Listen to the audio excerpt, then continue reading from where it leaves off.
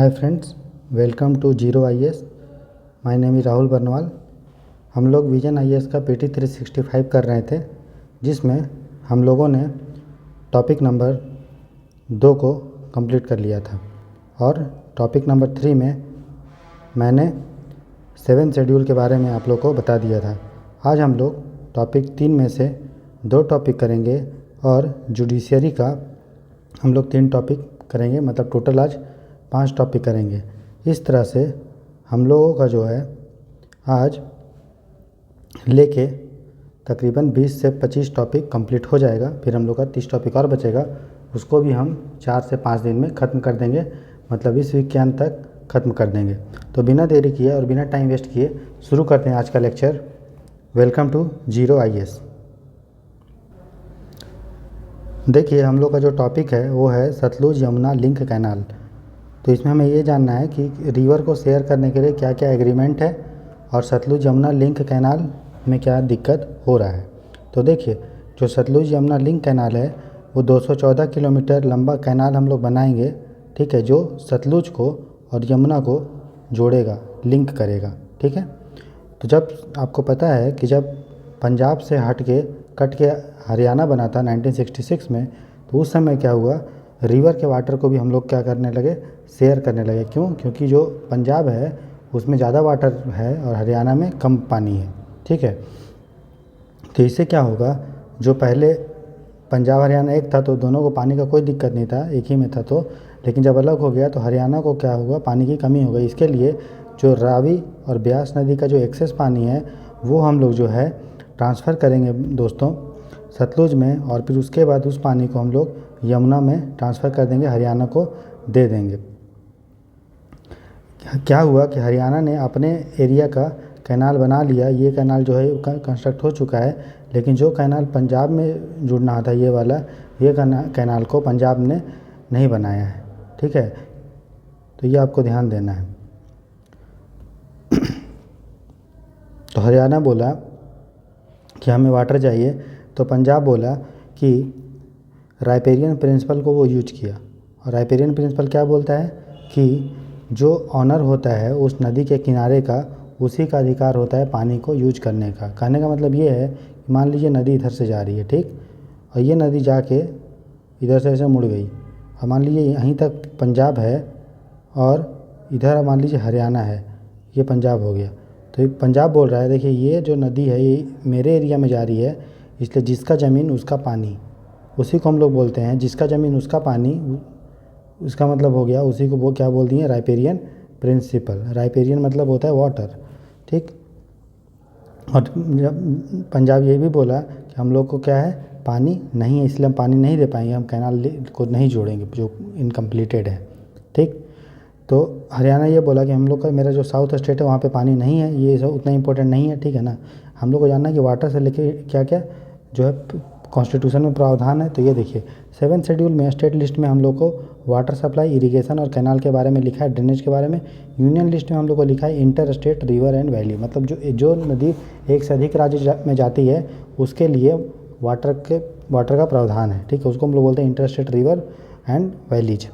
उसके बाद आर्टिकल 262 में ये लिखा हुआ है कि पार्लियामेंट चाहे तो वाटर के डिस्प्यूट को कम करने के लिए, मैनेज करने के लिए inter state water dispute act बना सकती है, और पार्लियामेंट ने बनाया भी इस आर्टिकल के यूज करके, ठीक है।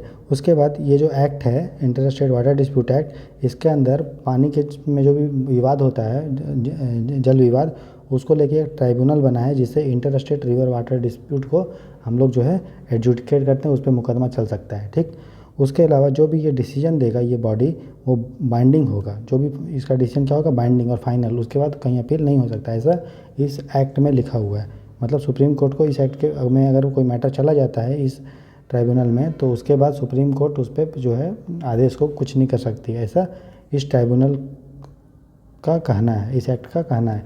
लेकिन चूँकि आपको पता है सुप्रीम कोर्ट भारत का सर्वोच्च कोर्ट है, तो सुप्रीम कोर्ट आर्टिकल जो 13 है हमारा जुडिशियल रिव्यू, उसके अंदर वो कर सकती है और नेचुरल जस्टिस को प्रोवाइड करने के लिए कर सकती है। सुप्रीम कोर्ट को बहुत सारा पावर है, वो कुछ भी कर सकती है, ठीक है।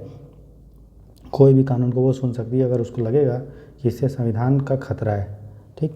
तो ये आपको ध्यान देना है। तो अभी हम लोग क्या कर रहे हैं, एक inter state river water dispute amendment, ये एक्ट नहीं होगा दोस्तों, बिल। अभी हम लोग बिल एक पास करने की कोशिश कर रहे हैं, जिसमें क्या है कि बहुत सारे ट्राइब्यूनल है। आपको पता है कि हम लोगों को कावेरी वाटर डिस्प्यूट ट्राइब्यूनल है, मेरे लिए हम लोग का गोदावरी डिस्प्यूट ट्राइब्यूनल है, पेरियार है, कृष्णा ट्राइब्यूनल है। तो इससे क्या है, मल्टीपल ट्राइब्यूनल होता है तो डिसीजन एक साथ अच्छे से नहीं आ पाता है। इसीलिए सारे ट्राइब्यूनल को हटा के हम एक परमानेंट ट्राइब्यूनल बनाएंगे, सिंगल ट्राइब्यूनल, ठीक है। और एक डिस्प्यूट रिजोल्यूशन कमेटी बनाएंगे। हम डायरेक्ट ट्राइब्यूनल में नहीं चल जाए। मान लीजिए 2 राज्य हैं, ठीक है, तमिलनाडु और केरल, उन लोगों को डिस्प्यूट है पेरियार नदी को लेके। तो ये पहले क्या होता था, ये दोनों जो स्टेट हैं डायरेक्ट ट्राइब्यूनल में जाती थी। तो जो डिस्प्यूट को जो भी सॉल्व करने का थोड़ा सा भी उम्मीद जो बनता था वो ख़त्म हो जाता था, क्योंकि वो बात ही नहीं करना चाहते थे, वो डायरेक्ट कहाँ जाएंगे, ट्राइब्यूनल। इस एक्ट में जो अमेंडमेंट करके हम जो बिल लेके आ रहे हैं उसमें ये लिखा है, एक तो हम लोग सिंगल ट्राइब्यूनल बनाएंगे परमानेंट, इसके अलावा हम बातचीत करके मैटर को सॉल्व करने के लिए कमेटी भी बनाई जाएगी जिसका नाम होगा डिस्प्यूट रिजोल्यूशन कमेटी दोस्तों, ठीक है। तो देखिए, जो इंडिया में मेजर रिवर का जो डिस्प्यूट है वो आपको ध्यान देना है कि ब्यास और सतलुज का डिस्प्यूट होता है पंजाब, हरियाणा और राजस्थान में। नर्मदा का है एमपी, गुजरात, महाराष्ट्र, राजस्थान, ठीक। मांडवी या महादेवी बोलते हैं तो गोवा, कर्नाटक एंड महाराष्ट्र, ठीक है। उसके बाद देखिए कृष्णा नदी ये है, तो हमको सिर्फ कृष्णा नदी को ही नहीं देखना है बल्कि इसमें जो भी ट्रिब्यूटरी मिल रहा है उसको भी कवर करेगा। देखिए कृष्णा नदी जो है इधर से इधर ऐसे जा रही है, तो कौन कौन सा राज्य है इसमें भाई कृष्णा नदी में, महाराष्ट्र है, आंध्रा है और कर्नाटका। याद रखिएगा इसमें तेलंगाना नहीं है। पेरियार में तमिलनाडु और केरल है, कावेरी में कर्नाटका, तमिलनाडु, केरल, पौंडीचेरी, आंध्र प्रदेश कावेरी में नहीं आएगा क्योंकि आंध्र प्रदेश यहाँ पे है, कावेरी इधर से जा रही है, बहुत दूर है। उसी तरह गोदावरी में है महाराष्ट्र, आंध्र प्रदेश, तेलंगाना, कर्नाटका, यहाँ तक उड़ीसा भी है और एमपी भी है। याद रखिएगा बहुत राज्यों से गोदावरी जाती है और उसमें बहुत सारी नदियाँ जाकर मिलती है। ये है आपका गोदावरी, ठीक। उसके बाद एक है वमसधरा, इसे यूपीएससी क्वेश्चन भी पूछा था, इनमें से कौन सी नदी जो है गोदावरी की ट्रिब्यूटरी है। तो देखिए ये वमसधरा नदी। अब ये बताइए वमसधरा डायरेक्ट उड़ीसा से निकल के आंध्र प्रदेश में मिल जाती है और बे ऑफ बंगाल में गिरती है, तो क्या ये गोदावरी में मिल रही है? नहीं। तो वमसधरा नदी जो है वो गोदावरी की ट्रिब्यूटरी नहीं है। यही क्वेश्चन यूपीएससी पूछा है एक बार। तो वमसधरा नदी है वो आंध्र प्रदेश का है और उड़ीसा में डिस्प्यूटेड है, ठीक। इसके अलावा देखिए ब्रह्मपुत्रा नदी है, ठीक है ना, ब्रह्मपुत्रा नदी है ये, इसमें इसकी लोहित नदी ट्रिब्यूटरी है। तो हमेशा एक क्वेश्चन लगभग जो आता है आपका रिवर एंड ट्रिब्यूटरी से आता है, उसको ज्योग्राफी में आप ध्यान दे के पढ़ेंगे, ठीक। और मुझे अगर टाइम मिला तो मैं ज़रूर आपको वो इम्पोर्टेंट चीज़ उसका बता दूंगा कभी। तो अब देखिए कुछ इंपॉर्टेंट न्यूज़ है 9 शेड्यूल को लेके। तो 9 शेड्यूल ये देखिए फर्स्ट अमेंडमेंट एक्ट से ऐड हुआ था 1951 में। इसमें ये लिखा था कि कोई भी कानून अगर इसमें हम लोग डाल देते हैं फंडामेंटल राइट का वायलेट करता है तो उस पर जुडिशियल रिव्यू नहीं होगा। लेकिन सुप्रीम कोर्ट ने आईआर कोहिलो केस में ये बोला था कि सुप्रीम कोर्ट जो है आर्टिकल 13 के अंडर जो है जुडिशियल रिव्यू कर सकता है, क्योंकि ये हमारा बेसिक स्ट्रक्चर है और सब चीज़ पे जुडिशियल रिव्यू नहीं होगा, उन कानून पे जुडिशियल रिव्यू होगा जो पहले 9 शेड्यूल में 1973 के बाद डाला गया था। मैं इसको समझाना चाहूँगा थोड़ा सा ताकि आपको और क्लियर हो। देखिए 9 शेड्यूल भारत का, आपको पता है कि कॉन्स्टिट्यूशन में टोटल 12 शेड्यूल है, उसमें से 9 शेड्यूल ये बोलता है कि कभी भी अगर पार्लियामेंट चाहे कि कोई कानून को अगर 9वें शेड्यूल में डाल देगा तो उस पर सुप्रीम कोर्ट जो है उसको देख नहीं सकता है, मतलब उस पर अपना डिसीजन को एक्सरसाइज करके उस कानून का इंटरप्रेट नहीं कर सकता है। ये कौन बोला था? पार्लियामेंट बोला था क्या कि 9 शेड्यूल में कोई भी कानून आएगा तो उसका सुप्रीम कोर्ट उस पर रिव्यू नहीं कर पाएगी। लेकिन सुप्रीम कोर्ट ने ये बोला आईआर कोहिलो केस में कि हम जो है इसको रिव्यू कर सकते हैं, लेकिन सब कानून को नहीं। जो कानून 1973 के बाद ऐड हुई थी बस उसी को कर सकते हैं। क्यों? अब 1973 क्या है, मैंने आपको बेसिक स्ट्रक्चर पढ़ाया है, ठीक है, पॉलिटी में नहीं पढ़ाया तो आप देखिएगा प्लेलिस्ट में बहुत अच्छे से एक्सप्लेन किया हुआ है। तो जो 1973 है ये आपका केशवानंद भारती का केस है। इसी केस में सुप्रीम कोर्ट ने बेसिक स्ट्रक्चर का सिद्धांत को बताया था कि बेसिक स्ट्रक्चर क्या होता है। तो उसी केस का रेफरेंस लेके आईआर कोहिलो केस में सुप्रीम कोर्ट ने बोला कि सुप्रीम कोर्ट को पावर है कि वो 9 शेड्यूल को भी रिव्यू कर सकता है अगर उसमें कोई एक्ट जो है 1973 के बाद डाला गया। अब समझ में आ गया दोस्तों, आगे बढ़ते हैं। अगला जो है वो आफ्सपा को लेके है। तो आफ्सपा देखिए मिनिस्ट्री ऑफ होम अफेयर्स इसको हटाती है। आफ्सपा क्या होता है, इस एक्ट के तहत, इसका फुल फॉर्म क्या है, arm forces special power act. मतलब इस एक्ट के द्वारा जो आर्म फोर्स होते हैं, सीएपीएफ होता है, सेंट्रल आर्म पुलिस फोर्स, उसको जो है स्पेशल पावर दे दिया जाता है। कौन इस एक्ट को गवर्न करता है, तो मिनिस्ट्री ऑफ होम अफेयर्स करती है, मतलब अमित शाह वाली मिनिस्ट्री। तभी आफ्सपा जो है वो किन राज्यों में ये पूछ सकता है, तो याद रखिए निमोनिक है जामन, मतलब जम्मू कश्मीर, ठीक है, अरुणाचल प्रदेश, उसके बाद आपका जो है वो है आपका जो है मणिपुर, उसके बाद एक है आपका असम और एक है नागालैंड। तो ये आप याद रखिएगा 5 राज्यों में भी आफ्सपा इंडिया में है। तो आफ्सपा लगाता कौन है, तो आफ्सपा जो लगाने का पावर है उस राज्य के गवर्नर को है, या उस राज्य के जो एडमिनिस्ट्रेटर है, यूनियन टेरिटरी है तो उसका जो राज्यपाल है उसको, या सेंट्रल गवर्नमेंट का। इसका मतलब स्टेट गवर्नमेंट का इसमें उतना कोई रोल नहीं है। कौन करता है, सेंटर, क्योंकि गवर्नर जो होता है वो सेंटर का एजेंट होता है, ठीक है ना, और सेंट्रल गवर्नमेंट करती है। मतलब डीएम वीएम को पावर है लेकिन डायरेक्ट नहीं लगा सकता है, वो जो है परमिशन से ही, सेंट्रल गवर्नमेंट के परमिशन से लगा सकता है, क्योंकि आर्म फोर्स जो आता है वो आपका सेंट्रल लिस्ट में आएगा, इसलिए सेंट्रल गवर्नमेंट को ज़्यादा पावर दिया गया है। इस एक्ट के सेक्शन नंबर 4 में लिखा है कि किसी भी एरिया को अगर डिस्टर्ब एरिया डिक्लेयर कर दिया जाता है, डिस्टर्ब एरिया का मतलब ये है ऐसा एरिया जहाँ पे जो नॉर्मल प्रशासन है, जो सिविलियन प्रशासन है, मतलब डीएम वीएम है, वो शासन अच्छे से नहीं कर पाता है क्योंकि वो डिस्टर्ब हो चुका है। तो उस एरिया में आपको जो है मिलिट्री का, मतलब आर्मी का, आर्म फोर्सेस का सहयोग लेना पड़ेगा। आर्म फोर्सेस का सहयोग लेना पड़ेगा, तभी जो सिविलियन जो पावर है, मतलब सिविलियन जो बॉडी है, डीएम है, एसपी है, वो अच्छे से काम कर पाएगी। उसी एरिया को हम लोग डिस्टर्ब एरिया बोलते हैं। तो जब कभी कोई एरिया डिस्टर्ब एरिया डिक्लेयर हो जाता है, कौन करता है डिक्लेयर, गवर्नर या उस राज्य का राज्यपाल या सेंट्रल गवर्नमेंट, तब जाके सेंटर जो है आर्म फोर्सेस को उस राज्य में भेजती है। और अभी आर्म आफ्सपा जो है 5 राज्यों में लगा हुआ है। इस एक्ट में जो आर्म फोर्सेस है उसको बहुत सारा पावर को दे दिया जाता है सेक्शन 4 के अंडर, ठीक है दोस्तों। आगे पढ़ते हैं अगला टॉपिक, इंटर स्टेट काउंसिल। तो देखिए जो इंटर स्टेट काउंसिल है वो हमारा कॉन्स्टिट्यूशनल बॉडी है। क्यों, क्योंकि जो है ये प्रेसिडेंशियल ऑर्डर के अंडर आर्टिकल 263 के अंडर जो है ये बना है। तो इसको जो बनाता है वो प्रेसिडेंट बनाता है, और इसके जो कंपोजिशन में होते हैं, कौन कौन इसका मेंबर होते हैं, तो देखिए प्राइम मिनिस्टर इसका होगा चेयरमैन, इसके अलावा जो जितने भी राज्य हैं उसके सीएम होंगे, इसके अलावा 6 जो होगा यूनियन का मिनिस्टर, मतलब सेंट्रल गवर्नमेंट का मिनिस्टर होगा, इसके अलावा जितने भी लेजिस्लेटिव असेंबली हैं, विधानसभा है, उसके सीएम होंगे, ठीक है। और अगर सीएम उसके मतलब हर राज्य का सीएम रहेगा, और जिस यूनियन टेरिटरी का लेजिस्लेटिव असेंबली, अभी देखिए भारत में 3 लेजिस्लेटिव असेंबली है, 3 यूटी है जिसके लेजिस्लेटिव असेंबली है, एक आपका दिल्ली और एक है पौंडीचेरी और एक है जम्मू एंड कश्मीर। तो इन तीनों राज्य, इन तीनों केंद्र शासित प्रदेश का सीएम भी को भी इंटर स्टेट काउंसिल का मेंबर बनाया जाता है। इसके अलावा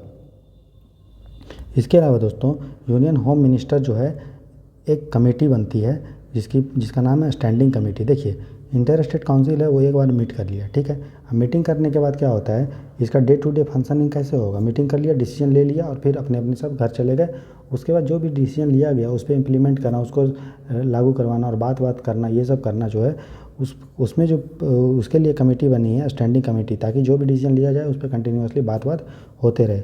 और देखिए जो इंटर स्टेट काउंसिल है ये एक रिकमेंडेटरी बॉडी है, ठीक है। ये जो भी फैसला लेती है ये सिर्फ और सिर्फ रिकमेंडेशन के रूप में होता है, ये बाइंडिंग नहीं होता है। मान लो मीटिंग हुआ और डिसाइड किया गया कि सतलुज यमुना लिंक कैनाल को पंजाब और हरियाणा सॉल्व करें, ठीक है, सॉल्व करें, तो ये अगर ये बाइंडिंग होता तो इन लोगों को सॉल्व करना पड़ता। लेकिन रिकमेंडेशन है तो मान लीजिए ऐसा सलाह देते हैं तो वो बाइंडिंग नहीं होगा, सिर्फ सलाह के रूप में उसको लिया जाएगा, ठीक। इसके अलावा 10 यूनियन मिनिस्टर इसके परमानेंट इन्वाइटीज होते हैं, मतलब वो इसमें हमेशा आते हैं। फंक्शन क्या है, तो वही है डिस्प्यूट को थोड़ा बातचीत के द्वारा सॉल्व करने की कोशिश करना, एडवाइस देना, जहाँ भी 2 राज्यों का और केंद्र का एक कॉमन ग्राउंड होगा बातचीत करने का, उस पर वो बात करेंगे, कोऑर्डिनेट करेंगे। सिंपल है, उतना कुछ नहीं है। तो ये जो कमेटी बनी थी वो सरकारिया कमीशन जब ने सिफारिश दिया था उसके सलाह पे बना था, और बना था कब 1990 में प्रेसिडेंशियल ऑर्डर के द्वारा, लेकिन आर्टिकल 263 के अंडर। तो इंटर स्टेट काउंसिल का जो ड्यूटी वूटी है वो सब डिफाइन करता है कौन, प्रेसिडेंट करता है। और बनाता भी कौन है, प्रेसिडेंट में, और इसके चेयरमैन कौन होते हैं, मोदी जी होंगे, पीएम, ठीक है। आगे देखते हैं कि जो इंडो नागा का जो सीज फायर एग्रीमेंट है उसका जो है 25 साल हो गया, ठीक है। तो उतना इम्पोर्टेंट नहीं है, नहीं भी पढ़ेंगे तो इसको चलेगा, ठीक। उसके बाद देखिए एक इम्पोर्टेंट है post devolution revenue deficit grant, नाम से पढ़िए क्या लिखा हुआ है, पोस्ट डिवोल्यूशन रेवेन्यू डेफिसिट। मान लो कोई राज्य को पैसे की कमी हो गई तो उसको फिनांस कमीशन जो है सेंटर को क्या देता है, आदेश देता है या सलाह के रूप में समझिए, इसका सलाह को जनरली माना जाता है केंद्र के द्वारा, सेंट्रल गवर्नमेंट के द्वारा। क्यों? क्योंकि जो फिनांस कमीशन होता है उसको सेटअप कौन करता है भाई, सेटअप कौन करता है बताइए, प्रेसिडेंट करता है। ठीक, प्रेसिडेंट ही उसको सब अपना क्या ड्यूटी है वो बताता है। अब प्रेसिडेंट किसका पार्ट है, केंद्र का।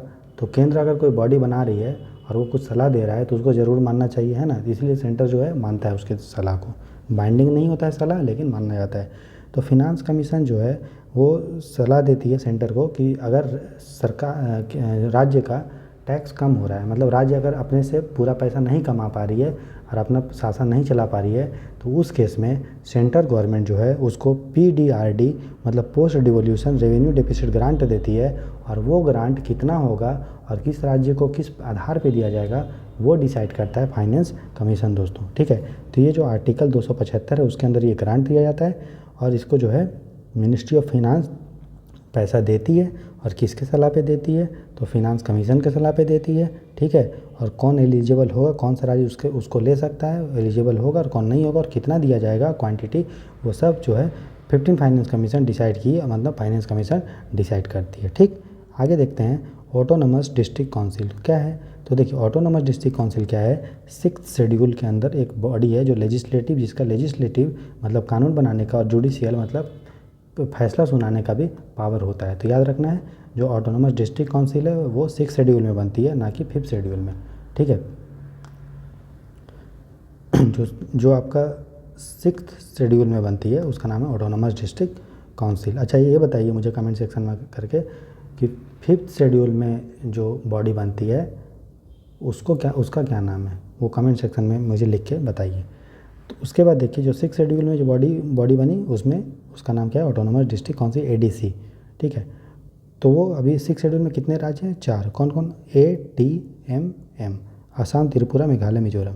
तो इन 4 राज्यों में क्या बनेगा, ऑटोनोमस डिस्ट्रिक्ट काउंसिल। ठीक, उसके बाद तो अभी टोटल ऑटोनोमस डिस्ट्रिक्ट काउंसिल इन राज्यों में टोटल मिला के कितने हैं, 10 हैं। ठीक, और इसका जो हर ऑटोनोमस डिस्ट्रिक्ट काउंसिल में कम से कम 30 मेंबर होंगे। ठीक है, 30 मेंबर में से 4 मेंबर को गवर्नर नॉमिनेट करेगा और बाकी के जो 26 मेंबर हैं उसका इलेक्शन होगा हर 5 साल में। और किस आधार पे, तो यूनिवर्सल एडल्ट फ्रेंचाइज। इसका मतलब ये है जो भी लोग 18 साल के ऊपर हैं तो वोट देने के क्या हैं, काबिल हैं, तो उसको बोलते हैं उसको बोलते हैं यूनिवर्सल एडल्ट फ्रेंचाइज। तो जो देखिए गवर्नर को पावर है कि मान लीजिए कोई ऑटोनोमस डिस्ट्रिक्ट का एरिया ही है तो इसको एरिया को बढ़ाना है या इसके एरिया को घटाना है तो उसको पावर किसके पास है, गवर्नर के पास, या इसके नाम को चेंज करना है। जो ये बॉडी होती है ना ऑटोनोमस डिस्ट्रिक्ट काउंसिल, उसके पास सिविल का ही पावर है और क्रिमिनल का, मतलब सिविल केस को भी सुन सकता है। सिविल मतलब रेवेन्यू, टैक्स, ये सबसे सैनिटेशन, ये सबको। और क्रिमिनल मतलब क्राइम को भी, केस को सुन सकता है। जो भी ये फैसला देगा वो फैसला हाई कोर्ट के जुरिस्डिक्शन के आएगा। मतलब कोई भी फैसला दिया मान लो तो वो फैसला को हम हाई कोर्ट में चैलेंज कर सकते हैं, इसका मतलब यही हुआ। ठीक है, फिर जो हम अगला देखते हैं टॉपिक नंबर 2 का जो लास्ट टॉपिक है वो है महाजन कमीशन। याद रखना है महाजन कमीशन, जो आपको पता है बेलगांव को लेके महाराष्ट्र, कर्नाटक और केरल में डिस्प्यूट है, उसी को देखरेख करने के लिए, उसी को रिजॉल्व करने के लिए महाजन कमीशन बनी है। महाजन कमीशन मतलब बाउंड्री, महाजन वो बाउंड्री, महाजन बाउंड्री, ऐसे याद कर लीजिए। ठीक है, अगला टॉपिक हम लोग देखते हैं पब्लिक इंटरेस्ट लिटिगेशन। हम लोग अगला टॉपिक जो है जुडिशरी है, उसका एक सब टॉपिक है पब्लिक इंटरेस्ट लिटिगेशन। ठीक है, तो इसको हम लोग जो है देखते हैं। देखिए पब्लिक इंटरेस्ट लिटिगेशन को हिंदी में बोलते हैं लोकहित का मुकदमा। ठीक है, तो ऐसा मुकदमा जो लोकहित का है। ठीक, इसको कोई भी कर सकता है, चाहे प्राइवेट आदमी भी कर सकता है, पब्लिक भी, चाहे वो उस चीज़ से अफेक्टेड है या नहीं है, सब कोई कर सकते हैं। ठीक, तो देखिए जो PIA लाया गया था इसका मतलब ये होता है, ये लोगों को अधिकार देता है कि कोई भी मुद्दा, चाहे वो मानव अधिकार से रिलेटेड हो या समानता से रिलेटेड हो या पब्लिक कंसर्न से रिलेटेड हो, जैसे इन्वायरमेंट, पोल्यूशन, है ना, हेल्थ, तो वो सब मुद्दे को जो लोकहित का हो, मतलब सबके लिए कॉमन चीज़ है जिससे सब लोग प्रभावित होंगे, उसको वो डायरेक्टली सुप्रीम कोर्ट में जाके या हाई कोर्ट में जाके अपील कर सकता है, कोई भी कोर्ट में।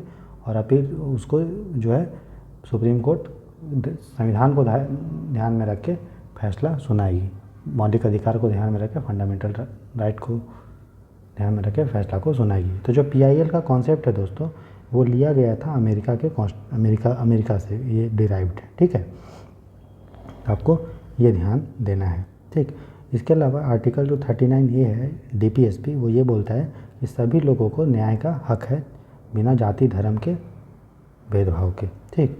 तो इसमें पावर है कि पब्लिक जो है वो जा सकता है कोर्ट किस मैटर को लेके, जो पब्लिक इंपॉर्टेंस का मैटर हो, ठीक है ना।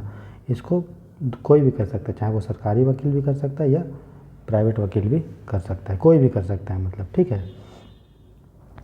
उसके बाद देखिए कौन कौन बहुत सारे मैटर इसमें कवर होते हैं, जैसे बॉन्डेड लेबर है, बंधुआ मजदूरी, या महिला पे उत्पीड़न हो रहा है वो, या इन्वायरमेंट के पोल्यूशन का दोस्तों, या मिलावट का, ठीक है, या हेरिटेज को प्रोटेक्ट करने का। ये आप हाई कोर्ट में जा सकते हैं या डायरेक्टली आप सुप्रीम कोर्ट में जा सकते हैं। ये बहुत इंपॉर्टेंट है, हाई कोर्ट या डायरेक्टली सुप्रीम कोर्ट। अच्छा, मुझे कमेंट सेक्शन में ये बताइए कि जो PIL है, पब्लिक इंटरेस्ट लिटिगेशन, ये किस आर्टिकल के अंडर हम लोग जो है सुप्रीम कोर्ट में जा सकते हैं, ये आप लिखिए। तो PIL का जो बैकग्राउंड है वो इस तरह से है। तो एक तो ही अमेरिका से ये डिराइव होता है। दूसरा, पहली बार जो इंडिया में कॉन्सेप्ट इंट्रोड्यूस हुआ था PIL का, वो जस्टिस कृष्णन अय्यर मुंबई के केस में हुआ था। 1979 में पहला PIL जो रिपोर्ट हुआ था वो हुसैनारा खातून केस में हुआ था, जिसमें जो कैदी हैं और जो अंडर ट्रायल्स हैं उनके लिए लाया गया था PIL कि उनकी कंडीशन बहुत ख़राब है, क्योंकि ये लोकहित का मुद्दा है ना। जेल में अगर किसी का कंडीशन ख़राब है, ठीक है, कैदियों का, तो ये लोकहित का मुद्दा है, इसीलिए इस पर PIL लाया गया था। तो जो भी लोकहित का मुद्दा होगा, मान लीजिए गंगा रिवर में पॉल्यूशन हो रहा है, तो ये सबको प्रभावित करेगा, है कि नहीं, तो ये लोकहित का मुद्दा बन जाएगा। उसी तरह एयर पोल्यूशन दिल्ली में हो रहा है, लोकहित का मुद्दा है ना। उसके बाद किसी कहीं पे जैसे टाइगर खतरे में, तो ये लोकहित का मुद्दा है। मतलब कोई भी चीज़ जो लोकहित को प्रभावित करेगा उसमें हम लोग PIL लगा सकते हैं, सुप्रीम कोर्ट में या हाई कोर्ट में, ठीक है। 1981 में PIL का मूवमेंट हुआ था, मतलब उस समय खूब सारा PIL जो है सुप्रीम कोर्ट में आने लगा अलग अलग मैटर को लेके, इसीलिए इस पीरियड को हम लोग PIL मूवमेंट का न्यू पीरियड बोलते हैं। इसको स्टार्ट किया था PN भगवती ने, जो उसमें सुप्रीम कोर्ट के जज थे, ठीक है। इसीलिए जस्टिस भगवती को फादर ऑफ PIL बोला जाता है इंडिया में, ठीक दोस्तों।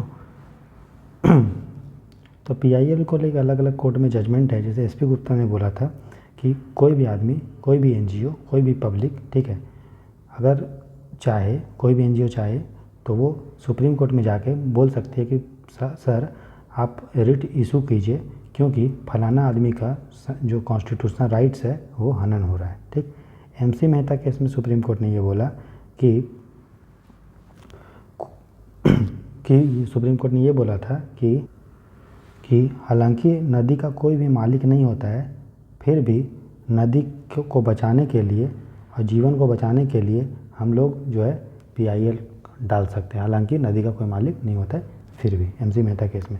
तो PIL कौन कौन फाइल कर सकता है? एक तो कोई भी भारत का नागरिक कर सकता है, ठीक, कोई भी ऑर्गेनाइजेशन कर सकता है, ठीक है, जो लोगों के हित को प्रोटेक्ट करे, अपने पर्सनल एजेंडा के लिए नहीं करना है उसको। और संस्था, कोई भी संस्था PIL डाल सकता है, लेकिन अपने इंटरेस्ट के लिए, सेल्फ इंटरेस्ट के लिए नहीं। किसके इंटरेस्ट के लिए? पब्लिक इंटरेस्ट के लिए। उसी तरह कोर्ट खुद ही PIL डलवा सकती है। कोर्ट को लगे कि फलाना जगह में लोकहित का मुद्दा है, तो खुद ही अपना वकील को आए बोल के अपॉइंट करके, एडवोकेट को अपॉइंट करके PIL डलवा सकती है अपने आप, ठीक है। तो ये ध्यान दीजिएगा, UPSC आपको इसमें कन्फ्यूज करवा सकता है ये चीज़ें। अगला टॉपिक हम लोग देखेंगे ट्राइब्यूनल। तो ट्राइब्यूनल क्या होता है? अर्धन्यायिक बॉडी है, इसको प्राधिकरण हिंदी में बोलते हैं, ठीक है। तो सुप्रीम कोर्ट ने ये बोला कि जो NGT है वो हाई कोर्ट के नीचे आता है, ठीक है। तो NGT क्या है? तो देखिए NGT जो है दोस्तों, NGT एक ट्राइब्यूनल है, ठीक है। अब ट्राइब्यूनल क्या होता है आपको बताते हैं। तो NGT एक्ट के अंदर ये बनी थी, मतलब स्टैट्यूटरी बॉडी है क्योंकि कानून के अंदर बनी है। इसके जो कंपोजिशन होते हैं, उसका जो चेयरमैन होता है उसको सेंट्रल गवर्नमेंट अपॉइंट करता है, लेकिन उसके लिए वो चीफ जस्टिस ऑफ इंडिया से कंसल्ट करता है, ठीक।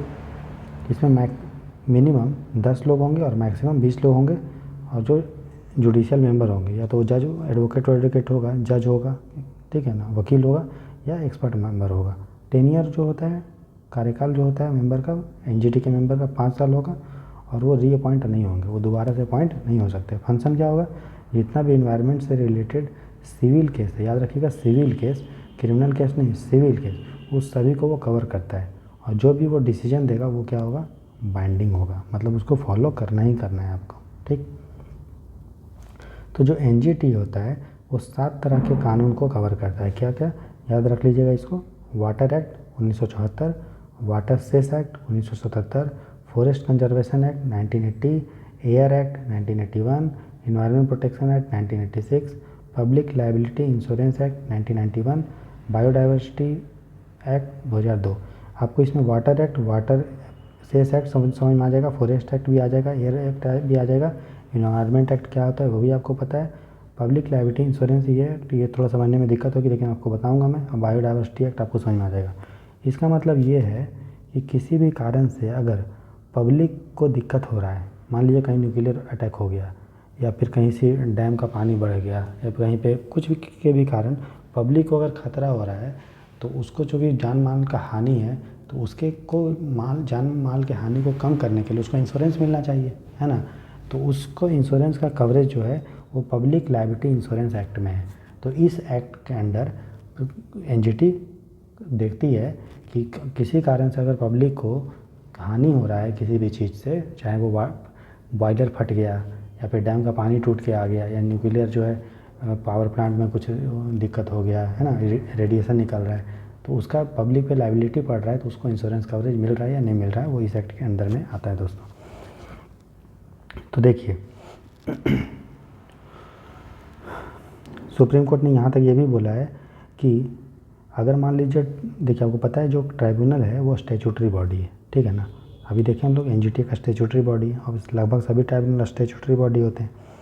तो बोल रहा है कि जब भी ट्राइब्यूनल और कोर्ट में ट्राइब्यूनल ने कोई फैसला दिया एक्स और उसी मैटर पे कोर्ट ने फैसला दिया वही सेम मैटर पे x1, अगर x और x1 मैटर पे अगर कॉन्फ्लिक्टिंग ऑर्डर है, x और x1 क्या है, कॉन्फ्लिक्टिंग ऑर्डर है, तो जो हाई कोर्ट का ऑर्डर मतलब जो कोर्ट का ऑर्डर होगा, कॉन्स्टिट्यूशनल कोर्ट का मतलब सुप्रीम कोर्ट का और हाई कोर्ट का, वही वैलिड होगा, ना कि ये इसको हम वैलिड जजमेंट को नहीं करेंगे। क्यों?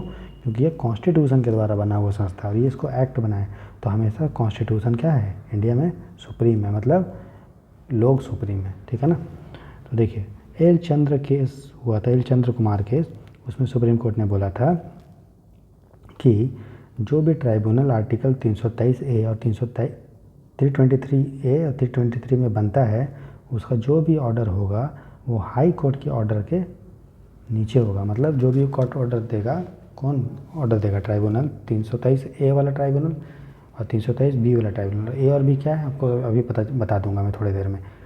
तो जो भी ऑर्डर देगा वो ऑर्डर हाई कोर्ट का जो रिट होता है, जुरिडिक्शन रिट आपको पता है 5 तरह का होता है, हैबियस कॉर्पस, मैंडमस, क्वा वारंटो, सर्सियोररी एंड प्रोहिबिशन। ये फंडामेंटल राइट के चैप्टर में लक्ष्मीकांत में दिया हुआ है कि क्या क्या है, ठीक है। आप लोगों को फंडामेंटल राइट का जब मैं पढ़ाऊँगा तो आपको मैं बता दूँगा।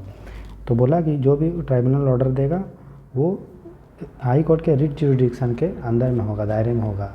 उसको चाहेगा तो कोर्ट रिट जुरिडिक्शन का यूज करके पलट भी सकता है, ठीक है।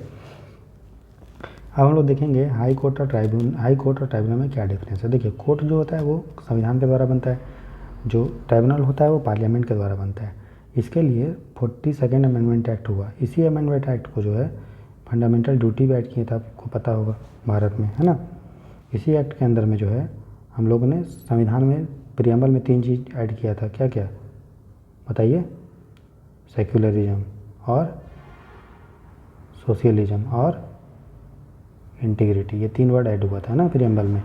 तो देखिए इसी एक्ट के अंडर में 323A और 323B आर्टिकल को ऐड किया गया। 323 जो प्रियम्बल को बनाता है, तो 323 में हम लोग बनाते हैं एडमिनिस्ट्रेटिव ट्राइब्यूनल। ऐसे ट्राइब्यूनल जब जो एडमिनिस्ट्रेशन को के मैटर को डील करता है, और बाकी जितने भी मैटर हैं उससे डील करने के लिए आर्टिकल हमारे पास 323B है।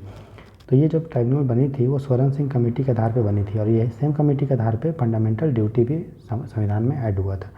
तो इसका पर्पस वही है कि स्पेसिफिक मैटर पे, याद रखिएगा ट्राइब्यूनल हर पर्पस के अलग अलग बनता है, तो स्पेसिफिक मैटर के लिए स्पेसिफिक ट्राइब्यूनल हम लोग बनाते हैं, वही पर्पस है। और जबकि कोर्ट का जो पर्पस है हाई कोर्ट का, वो लॉ एंड ऑर्डर को मेंटेन करना है और सिविल और क्रिमिनल मैटर को कवर करता है। ये एक होता है जो हाई कोर्ट होता है उसको वो प्रोसीजरल कोड से होता है। हाई कोर्ट में जो भी प्रोसेस, जो भी काम होता है वो एक प्रोसेस के थ्रू होता है। इसके सबसे पहले नोटिंग होगा, फाइल नोटिंग, फिर फाइल कैसे मूव करेगा, कोर्ट जो जजमेंट देगा वो किस तरह से नोटिंग होगा, वो सब। लेकिन जो ट्राइब्यूनल होता है वो प्रोसीजरल कोड, जो CRPC होता है, code of civil procedure, CRPC, उसको फॉलो नहीं करता है। वो फॉलो करता है प्रिंसिपल ऑफ नेचुरल जस्टिस। लोगों को प्राकृतिक न्याय मिलना चाहिए, प्रोसेस से उतना वो मतलब नहीं होता कि फाइल किस तरह से मूव कर रहा है, कैसे क्या हो रहा है, वो नोटिंग वोटिंग पर उतना ध्यान नहीं देता है। लोगों को न्याय मिलना चाहिए। ट्राइब्यूनल का पर्पस भी है कि स्पीडी जस्टिस, जल्दी जल्दी जस्टिस। तो प्रोसेस में रहेगा तो कैसे जल्दी से अपना जो है फैसला सुना पाएगा, ठीक है। इसके जो मेंबर होते हैं हाई कोर्ट में देखिए हमेशा जज होता है, जज ही होते हैं इसमें, एडवोकेट जज। लेकिन जो ट्राइब्यूनल के मेंबर होते हैं उसमें जुडिशियल मेंबर तो होएंगे ही, जजेज। इसके अलावा एक्सपर्ट मेंबर भी होते हैं। क्यों? क्योंकि जो ट्राइब्यूनल होता है वो एक्सपर्ट के फील्ड में काम करता है। जैसे इनकम टैक्स ट्राइब्यूनल, वो इनकम टैक्स के मैटर में है, तो जजेस को इनकम टैक्स का पूरा नॉलेज नहीं होगा, लेकिन फैसला सुनाने के लिए जज तो चाहिए। लेकिन इनकम टैक्स के मैटर को, नेटिग्रिटी को समझने के लिए आपको उसके पास एक्सपर्ट में भी रहना पड़ेगा, एक्सपर्ट को भी रखना पड़ेगा। इसीलिए ट्राइब्यूनल में एक्सपर्ट मेंबर भी होते हैं दोस्तों। पावर जो होता है वो लॉ से लिमिटेड होता है। मतलब जिस एक्ट के अंदर ट्राइब्यूनल बना है, जैसे इनकम टैक्स एपेलेट ट्राइब्यूनल बना है तो इनकम टैक्स का मैटर देखेगा। लेकिन जो कोर्ट होगा वो सभी लॉ को देखेगा जो उस समय संविधान पार्लियामेंट के द्वारा बनाया गया। तो ट्राइब्यूनल जो इंडिया में है, जैसे इनकम कैट है हमारे पास, सेंट्रल एडमिनिस्ट्रेटिव ट्राइब्यूनल, ये सेंट्रल गवर्नमेंट में जो सेंट्रल गवर्नमेंट के एम्प्लॉय होते हैं उससे रिलेटेड, उसका ट्रांसफ़र प्रमोशन रिलेटेड कोई डिस्प्यूट्स अगर जाता है तो वो कैट देखता है। उसी तरह कंपटीशन एपेलेट ट्राइब्यूनल, इंडिया में पता है आपको कंपटीशन कमीशन ऑफ इंडिया है ना। इंडिया में एक एक्ट है जिसके अंदर भारत में कंपटीशन होना चाहिए। जियो है तो एयरटेल भी है, कोई एक जो है कंपनी की मोनोपोली ना हो। अगर मोनोपोली हो तो डिस्प्यूट को देखने के लिए हमारे पास ये वाला ट्राइब्यूनल है। NGT के बारे में देख लिए हम लोग। एक है सिक्योरिटी अपेलेट ट्राइब्यूनल। सिक्योरिटी मतलब SEBI and exchange board of India, जो सिक्योरिटी मार्केट होता है ना, शेयर मार्केट, उससे अगर डिस्प्यूट होता है तो हमारे पास सिक्योरिटी अपेलेट ट्राइब्यूनल है। आर्म फोर्सेस ट्राइब्यूनल है, अभी हमने आपस पर पढ़ा। तो आर्म फोर्सेस अगर पावर का मान लीजिए मिस यूज उससे हो गया या कर दी तो लोग अपील करेंगे, तो उनके पे जो चैलेंज होगा, जिस कोर्ट में उनका अपील किया जाएगा वो हमारे पास आर्म फोर्सेस ट्राइब्यूनल है। इसके अलावा पानी को डिस्प्यूट को देखने के लिए वाटर डिस्प्यूट ट्राइब्यूनल है। और कस्टम्स एक्साइज और जो टैक्स वैक्स के लिए हमारे पास कस्टम एक्साइज वाला ट्राइब्यूनल है, और इनकम टैक्स ट्राइब्यूनल तो है ही, ठीक है। तो जो ट्राइब्यूनल सिस्टम इंडिया में बना है, तो पहला याद रखिएगा, फर्स्ट ट्राइब्यूनल इंडिया में इनकम टैक्स पे बना था, ठीक है। और फर्स्ट ARC ने बोला था कि सिविल सर्विस के लिए भी ट्राइब्यूनल होना चाहिए, ठीक है। इसे ये सब जो उतना इंपॉर्टेंट दोस्तों नहीं है। याद रखिएगा 42nd अमेंडमेंट एक्ट के द्वारा हमारे पास ट्राइब्यूनल बना 323A और 323B में। और फाइनेंस एक्ट याद रखिएगा 2017 में क्या हुआ, बहुत सारे ट्राइब्यूनल थे, तो जो सिमिलर ट्राइब्यूनल था, एक जैसा जो काम करता था, उसको हम लोगों ने मर्ज कर दिया, ठीक है। फिर हम लोग लेके आए हैं ट्राइब्यूनल एक्ट, तो ये एक्ट बन गया 2021। तो ये जो एक्ट बना उसमें क्या हुआ, जितने भी सेम तरह के फंक्शन काम करते थे ट्राइब्यूनल, उसको हम लोगों ने मर्ज करके एक ट्राइब्यूनल बना दिया। और बाकी जो फालतू ट्राइब्यूनल थे उसको बहुत सारे को हम लोग क्या कर दिए, डिजॉल्व कर दिए। ट्राइब्यूनल के जो मेंबर होगा उसका अपॉइंटमेंट के लिए एक कमेटी होगी, सर्च कम सिलेक्शन कमेटी, ठीक है, जो अपॉइंट करेगी कि जो ट्राइब्यूनल होगा उसके मेंबर कौन होंगे और चेयरपर्सन कौन होगा, ठीक है। तो इसलिए इसने क्या किया, फाइनेंस एक्ट में चेंज कर दिया, कौन सा, ये वाला जो ट्राइब्यूनल एक्ट है वो फाइनेंस एक्ट में चेंज करके ये जो कमेटी है उसके मेंबर कौन होंगे, जो कमेटी अपॉइंट करेगी भाई, जो नॉमिनेट करेगी कि कौन सा लोग अपॉइंट होना चाहिए ट्राइब्यूनल में, तो उसमें मेंबर कौन होंगे उस कमेटी में। तो उस कमेटी में जो मेंबर होगा वो चीफ जस्टिस ऑफ इंडिया रहेगा, और चीफ जस्टिस ऑफ इंडिया नहीं है तो सुप्रीम कोर्ट का जज, और वही जो है एक चेयरपर्सन के रूप में काम करेंगे, ठीक। उसका 2 सेक्रेटरीज होगा सेंट्रल गवर्नमेंट के द्वारा जो नॉमिनेटेड। उसके अलावा जो रिटायर्ड सुप्रीम कोर्ट का जज हो सकता है या chief justice of high court हो सकता है। इसके अलावा इसके अलावा मिनिस्ट्री का सेक्रेटरी होगा जिस ट्राइब्यूनल का है, जैसे मान लीजिए इनकम टैक्स ट्राइब्यूनल है, वो किसके, कौन सा मिनिस्ट्री के अंडर में, मिनिस्ट्री ऑफ फाइनेंस। तो मिनिस्ट्री ऑफ फाइनेंस के अगर अंदर में है तो उसका जो सेक्रेटरी होगा फिनांस का वो भी उसमें होगा, लेकिन उसको वोटिंग करने का अधिकार नहीं होगा। तो इस तरह से ट्राइब्यूनल का ये मेंबर होंगे, मतलब उसके सर्च कमेटी के, ठीक है, जो उसको चूज करेगी कि कौन कौन आदमी जो है चेयरमैन और या मेंबर बन सकते हैं। तो जो कार्यकाल होगा दोस्तों वो 4 साल का होगा या 70 साल का होगा, किसके लिए, चेयरपर्सन के लिए। तो चेयरपर्सन के लिए जो कार्यकाल है वो 4 साल या 70 साल, मतलब 4 साल मैक्सिमम वो रह सकते हैं, ठीक है ना, या 70 साल की एज तक, जो भी आपका जो है लेटर होगा। उसके अलावा जो है जो मेंबर होंगे वो 4 साल और 67 साल रह सकते हैं। और मिनिमम एज जो इनका होना चाहिए वो 50 ईयर्स होना चाहिए, ठीक है, मेंबर का। ठीक, उसके बाद देखिए उसी से मिलता जुलता एक टॉपिक है स्पीकर एज ट्राइब्यूनल। आपको पता है कि 10th शेड्यूल जो होता है वो आपका एंटी डिफेक्शन को लेके, मतलब दल बदल कानून को लेके। तो एंटी डिफेक्शन में के केस को देखने के लिए जो पावर है वो आपका स्पीकर के पास है। तो सुप्रीम कोर्ट में मैटर गया तो सुप्रीम कोर्ट सेंटर से पूछा, अच्छा ये बताओ, तो स्पीकर जो होता है वो तो किसी पॉलिटिकल पार्टी का होता है ना, और तुम जो है केसेस को देख रहा है, एक मतलब एक फैसला देने के रूप में काम कर रहा है। जब तुम एंटी डिफेक्शन में दल बदल कानून में जब जो MP है या जो MLA है उसका को तुम योग्यता को देख रहा है, डिसाइड कर रहा है, तो डिसाइड कर रहा है इसका मतलब तुम्हारे पास जो है जुडिशियल पावर भी है। तो क्या तुम क्वासी जुडिशियल अथॉरिटी हो? अगर हो तुम तो तुम फिर पॉलिटिकल पोस्ट भी होल्ड करते हो। तो सेंटर से पूछा कि ये बताओ कि क्या स्पीकर को क्वासी जुडिशियल अथॉरिटी है, ये पूछा है। ठीक है, जब पूछा है अभी तो मैटर जब आएगा डिसीजन की कोर्ट क्या सेंट्रल गवर्नमेंट क्या रिप्लाई देती है तो उसके अनुसार UPSC क्वेश्चन पूछ सकता है। अगर अभी क्वेश्चन पूछे कि speaker has the quasi judicial authority, है ना, तो हमको जो है उसमें क्या होगा, गलत मानना पड़ेगा। लेकिन अगर सुप्रीम कोर्ट मतलब कोर्ट में बोल दे गवर्नमेंट और फिर सुप्रीम कोर्ट बोल दे ठीक है, तब उसको आप सही मारिएगा। ठीक, तो ये चीज़ है। 10th शेड्यूल में एंटी डिफेक्शन रिलेटेड मैटर होता है जिसमें अयोग्यता को हम लोग देखते हैं, और कौन देखता है, स्पीकर देखता है। और बोला सुप्रीम कोर्ट ने तो स्पीकर जो भी फैसला देगा वो एक ट्राइब्यूनल के रूप में मतलब समझिए होगा। स्पीकर का पोस्ट जो है उस समय जब फैसला वो देता है एंटी डिफेक्शन में तो ट्राइब्यूनल का होता है। और हमने पहले आपको पढ़ा है कि ट्राइब्यूनल का जो फैसला होता है वो हाई कोर्ट में हम लोग चैलेंज कर सकते हैं या सुप्रीम कोर्ट में कर सकते हैं। इसका मतलब स्पीकर जो भी फैसला देगा एंटी डिफेक्शन के रूप में उस समय वो एक ट्राइब्यूनल के रूप में काम करेगा। और ट्राइब्यूनल का फैसला क्या होता है, चैलेंज हम लोग कर सकते हैं सुप्रीम कोर्ट में और या हाई कोर्ट में। इसका मतलब स्पीकर का जो फैसला होगा वो फाइनल नहीं होगा, ऐसा सुप्रीम कोर्ट ने बोला है। और उस केस का नाम है किहोतो होलोहन केस।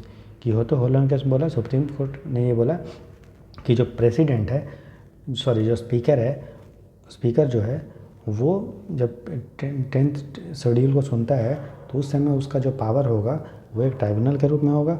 मतलब उसको डिसीजन को बाइंडिंग नहीं होगा, फाइनल नहीं होगा, और उस डिसीजन को हम लोग सुप्रीम कोर्ट या हाई कोर्ट में चैलेंज कर सकते हैं। लास्ट टॉपिक आज का हम देखते हैं दोस्तों, अपॉइंटमेंट ऑफ जजेज। जज का किस तरह अपॉइंटमेंट होता है सुप्रीम कोर्ट में। ठीक है, इसको लेकर करंट अफेयर में एक आर्टिकल है। ठीक है, मैंने आपको सुप्रीम कोर्ट का लक्ष्मीकांत में जो चैप्टर है उसको पढ़ा दिया है आधे घंटे में, तो ज़रूर आप उसको देखें तो आपको जो है ये आर्टिकल को और भी डेप्थ में समझने में आसानी होगी। और सुप्रीम कोर्ट से अगर कोई क्वेश्चन आता है तो आप उसको सही कर देंगे। ठीक, तो जो इसका जो डिस्क्रिप्शन है ना, लिंक है, उसको मैं सुप्रीम कोर्ट का लिंक को आपको डिस्क्रिप्शन में शेयर कर दूंगा, तो आप वहाँ से उसको देख लीजिएगा। ठीक, तो देखिए सुप्रीम कोर्ट में जो है मैक्सिमम ऑफ जजेज जो होंगे वो होंगे 34, ये डिसाइड हो चुका है। अब इससे ज़्यादा नहीं हो सकता है सुप्रीम कोर्ट में जज। और जज का संख्या कितना होगा वो डिसाइड करता है पार्लियामेंट। याद रखिएगा, पार्लियामेंट। सुप्रीम कोर्ट के जज को डिसाइड करना है तो पार्लियामेंट, और हाई कोर्ट के जज को डिसाइड करना है कितना होगा वो डिसाइड करता है आपका प्रेसिडेंट। ठीक, तो सुप्रीम कोर्ट में मैक्सिमम जज 34 हो सकते हैं और अभी प्रेजेंट में है 32। तो आर्टिकल 124 में पार्लियामेंट को पावर है कि कितना स्ट्रेंथ होगा सुप्रीम कोर्ट का, कितने जजेज की संख्या होगा। तो सुप्रीम कोर्ट के जज जो अपॉइंट होते हैं उसको अपॉइंट करता है प्रेसिडेंट, और किसके मदद से, तो कोलेजियम की मदद से। कोलेजियम जो होता है वो ग्रुप होता है किसका, जजेज का। तो हम लोग सुप्रीम कोर्ट के जज को अपॉइंट करते हैं तो प्रेसिडेंट अपॉइंट करता है। कौन करता है, प्रेसिडेंट। लेकिन किसके सलाह पे, तो कोलेजियम के सलाह पे। तो कोलेजियम जो सुप्रीम कोर्ट के जजेज को अपॉइंट के लिए बनता है, उस कोलेजियम में टोटल 5 मेंबर होते हैं। ठीक है, उसमें 5 मेंबर में कौन कौन होगा, एक तो होगा जो चीफ जस्टिस ऑफ इंडिया उस समय है, और 4 और भी सुप्रीम कोर्ट के सीनियर मोस्ट जज होंगे। और जब हाई कोर्ट के जजेज का अपॉइंटमेंट होता है तो उसके लिए भी जो है प्रेसिडेंट कंसल्ट करता है कोलेजियम से। लेकिन हाई कोर्ट के जजेज के केस में जो कोलेजियम का स्ट्रेंथ होता है, कोलेजियम में कितने मेंबर होंगे, उसमें 3 मेंबर होते हैं। एक होता है चीफ जस्टिस उस समय जो भी है, और दूसरा 2 लोग और होते हैं उस समय सुप्रीम कोर्ट में 2 सीनियर मोस्ट जज। तो याद रखिएगा, जब हाई कोर्ट के जजेज का अपॉइंट होता है तो जो कोलेजियम बनता है उसमें 5 लोग होते हैं, और जब हाई कोर्ट में जब बनता है तो 3 लोग होते हैं, और सुप्रीम कोर्ट में जब जजेज का अपॉइंटमेंट होता है तो कोलेजियम जो बनता है उसमें 5 मेंबर होते हैं। ठीक है, तो ये कोलेजियम का कॉन्सेप्ट कब आया, तो देखिए 5 जजेज बेज जो फर्स्ट जजेज केस है 1981 में, जिसको SP गुप्ता बोलते हैं, इसमें ये बोला था कि प्रेसिडेंट जो है वो आपका कोलेजियम से प्रेसिडेंट जो है वो चीफ जस्टिस ऑफ इंडिया से पूछेगा। प्रेसिडेंट जो है जब जजेस का अपॉइंट करेगा तो चीफ जस्टिस ऑफ इंडिया से राय मशवरा करेगा, लेकिन चीफ जस्टिस ऑफ इंडिया जो भी राय देगा वो इस पर बाइंडिंग नहीं होगा, ठीक है, वो इस पर कंकरेंस नहीं होगा। कुछ भी मान लो कुछ बोला तो इसको उस पर मानेगा नहीं मानेगा वो इस पर डिसाइड करता है कौन, प्रेसिडेंट। ऐसा बोला कब, फर्स्ट जजेस केस में। तो इसे इस केस के बाद क्या हुआ, जो प्रेसिडेंट अपने हिसाब से जज को अपॉइंट करने लगा और चीफ जस्टिस ऑफ इंडिया का कोई पावर नहीं रह गया। फिर मैटर गया सेकंड जजेस केस में, जिसको नाम दिया गया 1993 में। इसमें ये बोला कि प्रेसिडेंट जब भी जज को अपॉइंट करता है तो चीफ जस्टिस ऑफ इंडिया से वो राय मशवरा करेगा, और चीफ जस्टिस ऑफ इंडिया जो है 2 और लोग जजेस से बात करेंगे, मतलब चीफ जस्टिस ऑफ इंडिया और +2 बात करेंगे जब सुप्रीम कोर्ट के जजेस का अपॉइंटमेंट किया जाएगा। और ये तीनों मिल के जो भी फैसला देंगे वो फैसला इस पे क्या होगा, बाइंडिंग होगा, ठीक है। कब बोला गया, सेकंड जजेस केस में। और इसी केस में ये भी बोल दिया गया कि जो सुप्रीम कोर्ट में जो सीनियर मोस्ट जज होगा वही जाके सुप्रीम कोर्ट का जज बनेगा। और सुप्रीम कोर्ट का जज कौन बनेगा, ये जब चीफ जस्टिस ऑफ इंडिया कौन बनेगा, सुप्रीम कोर्ट का सीनियर मोस्ट जज। और नेक्स्ट CJI जो कौन होगा वो बताएगा जब जो CJI जाने वाला है। मान लीजिए कोई आदमी को एक्स जो है उसका कार्यकाल ख़त्म हो गया, ये चीफ जस्टिस ऑफ इंडिया पहले था, ये अब रिटायर होकर जाने वाला है, तो नेक्स्ट इंडिया में कोई CJI बनेगा चीफ जस्टिस ऑफ इंडिया, तो इसका नाम भी एक्स ही बताएगा। ऐसा जो है सेकंड जजेस केस में बोल दिया गया। सेकंड जजेस केस में जो कोलेजियम का स्ट्रेंथ था वो एक चीफ जस्टिस ऑफ इंडिया और 2 जजेस थे।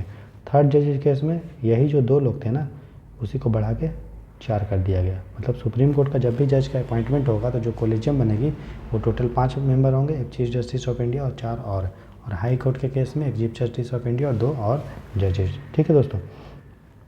अगला हम लोग देखते हैं थोड़ा सा डिस्ट्रिक्ट जज। तो जो डिस्ट्रिक्ट जज होता है वो डिस्ट्रिक्ट में सबसे हाईएस्ट जुडिशियल अथॉरिटी होता है।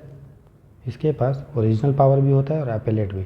ओरिजिनल मतलब जो नॉर्मल केस चाहते हैं तो डायरेक्टली आप जा सकते हो, उसको हम लोग ओरिजिनल बोलते हैं। अपेलेट मतलब आप अपील भी पावर होता है। डिस्ट्रिक्ट कोर्ट के नीचे भी कोर्ट होता है ना, तो उस कोर्ट का डिसीजन को आप डिस्ट्रिक्ट कोर्ट में अपील कर सकते हैं। तो जो डिस्ट्रिक्ट जज होगा उसके पास इसका मतलब अपेलेट पावर है, वो अपील को सुन सकता है, और ओरिजिनल पावर भी है, मतलब आप डायरेक्ट भी डिस्ट्रिक्ट कोर्ट में जा सकते हैं, उसी को बोलते हैं ओरिजिनल। और अपेलेट तो मैं आपको बता दिया। तो दोनों केस में, सिविल के केस में भी, सिविल मतलब समझते हैं टैक्स वैक्स का मैटर, ये शादी ब्याह डाइवोर्स, और जो क्रिमिनल मैटर मतलब चोरी चमारी डकैती मर्डर उसके में। तो जो डिस्ट्रिक्ट जजेज होते हैं उसका जो अपॉइंटमेंट करता है वो करता है गवर्नर, और अपने मन से नहीं करेगा, इसके लिए जो हाई कोर्ट होगा उससे कंसल्ट करेगा। क्वालिफिकेशन का है क्या है डिस्ट्रिक्ट जज के लिए अपॉइंट होने के लिए, तो वो गवर्नमेंट सर्विस में नहीं होना चाहिए, वो सेंटर में चाहे स्टेट में। जिस आदमी को बनना है डिस्ट्रिक्ट जज वो सरकारी नौकर नहीं होना चाहिए, सरकारी नौकरी नहीं होना चाहिए, सेंटर में या स्टेट में वो एडवोकेट होना चाहिए 7 साल तक, और फिर उसका नाम जो है हाई कोर्ट बताना चाहिए कि फलाना आदमी को तो तुम जो है डिस्ट्रिक्ट जज के रूप में नॉमिनेट करो। इस तरह से फ्रेंड हम लोगों ने आज 5 टॉपिक पढ़ा। अब देखते हैं हम लोग कितना हम लोग को बचा हुआ है। अच्छा ये बताइए कि टॉपिक आप लोग को समझ में आ रहा है, क्या स्पीड ज़्यादा है या स्पीड कम है, ठीक है। अब समझने में कोई दिक्कत हो रही है, क्योंकि देखिए मेरा पर्पस है आप लोगों को समझाना, धीरे धीरे करके समझाएंगे। हड़बड़ा के जो समझने से क्या होता है, अब बहुत सारा चीज़ ऊपर ऊपर चला जाएगा। धीरे पढ़िए, अच्छे पढ़िए, क्योंकि एक बार जो पढ़ा हुआ होता है वो उससे आप उसको याद करके आप क्वेश्चन को सॉल्व कर सकते हैं। जल्दी पढ़ने में होगा कि बहुत सारा चीज़ आपको याद नहीं रहेगा, और जब पेपर आएगा तो आपका फिर माइंड जो है काम नहीं करेगा। इसीलिए धीरे धीरे पढ़िए। बोला भी जाता है slow and study wins the race. अभी हम लोग के पास 90 डेज है, ठीक है ना, 90 दिन बहुत होता है सिलेबस को ख़त्म करने के लिए और रिवीजन करने के लिए। आप देखिएगा, आप मेरा विश्वास कीजिए, जब हम लोग अप्रैल से आपका प्रैक्टिस करवाएंगे ना क्वेश्चन का, अप्रैल में पूरा 20-25 दिन और मई में आपका 20-25 दिन, तब देखिएगा आपको कितना मज़ा आएगा पेपर सॉल्व करने में, ठीक है। तो देखिए हम लोग जो है यहाँ तक ख़त्म कर चुके हैं पहला टॉपिक, हम लोग दूसरा टॉपिक भी ख़त्म कर चुके हैं, ठीक है। तीसरा भी हम लोग का टॉपिक हो चुका है, और चौथा जुडिशरी में हम लोग जो है यहाँ तक कर चुके हैं, ठीक है। अब देखिए ज़्यादा नहीं बचा है दोस्तों, कल जो है यहाँ से लेके इलेक्शन में भी जो हम लोग जो है यहाँ तक कर लेंगे एक दिन, दूसरा दिन जो हम लोग इतना कर लेंगे, और तीसरा दिन इतना, और जो है संडे तक ख़त्म हो जाएगा। तो धीरे धीरे करके हम लोग कंप्लीट कर लेना। फिर हम लोग इन्वायरमेंट का करेंगे, और इकोनॉमिक्स का PT 365 करेंगे। तो धीरे धीरे करके जो है हम लोग सभी का PT 365 कर लेंगे। साथ ही साथ आपका लक्ष्मीकांत का भी पॉलिटी का मैं पढ़ा रहा हूँ, है ना, और मृणाल सर का जो भी है वो भी पढ़ा रहा हूँ। तो आपका इकोनॉमी भी ख़त्म हो जाएगा, पॉलिटी भी ख़त्म हो जाएगा। जो आपका हिस्ट्री है, हिस्ट्री के लिए ज़्यादा कुछ करना नहीं है, लूसेंट को अच्छे से रट लीजिए और उसमें और क्वेश्चन को प्रैक्टिस करेंगे हम लोग साथ में, हम लोग बताएंगे सब आपको। अब बचेगा इन्वायरमेंट। तो इन्वायरमेंट के लिए शंकर IAS में जो भी इसमें जो है 300 से 400 पेज है, लेकिन सब तो नहीं पढ़ना है। जिस तरह आपको मैं मृणाल का पढ़ा रहा हूँ उस तरह इसको भी जो है 10-15 दिन में इसको भी ख़त्म करवा दूँगा, है ना। तो आपका मोटा मोटी सब खत्म हो जाएगा, करंट भी। तो मेरा जो टारगेट है दोस्तों कि अप्रैल फर्स्ट वीक तक आपका सिलेबस पूरी तरह से ख़त्म करने का कर देना है। और अब अभी अप्रैल में देखिए, फरवरी में अभी आपके हमारे पास 6 दिन टाइम है, ठीक है, क्योंकि 28 का मंथ है, 6 डेज है।